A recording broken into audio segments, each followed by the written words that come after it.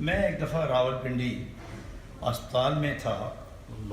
تو قدرے طبیعت ٹھیک ہوئی بہت تھوڑی،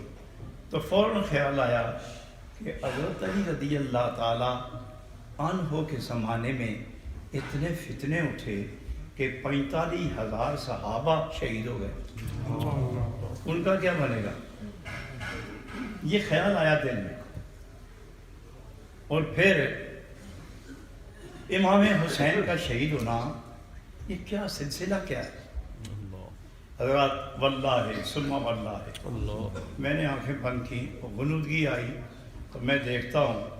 کہ میں نبی پاک کے قدمین شریفین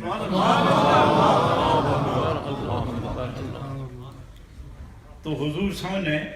مواجہ شریف سے جہاں لوگ سلام کرتے ہیں وہاں سے حضور باہر تشریف لاتے ہیں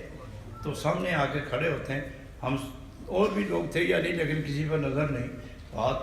باندھے کھڑا ہو گیا ادب کے ساتھ، تو حضور نبی پاک فرماتے ہیں دیکھو، عربی میں فرماتے ہیں دیکھو یہ جو میرے دامن میں ہے نا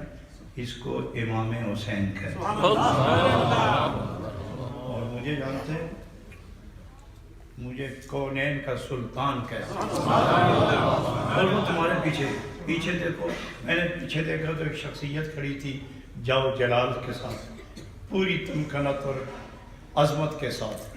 قدرت اور فطرت کے سارے تقاضوں کے جامع، تو آپ نبی پاک علیہ السلام فرماتے ہیں وہ علی ہیں،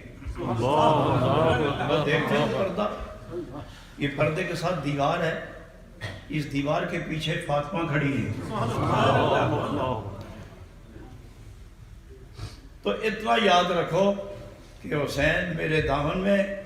علی سامنے کھڑے، فاطمہ ان کی دیکھ رہی ہیں، تمہیں اتنا کافی ہے کہ میں اور حسین اور علی اس کائنات کی زندگی ہے۔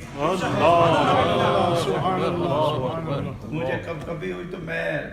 آنکھیں کھولی تو میں ڈاکٹر بھی قریب تھا، ڈاکٹر نے کہا کہ یہ آدمی بے ہوش ہو گیا،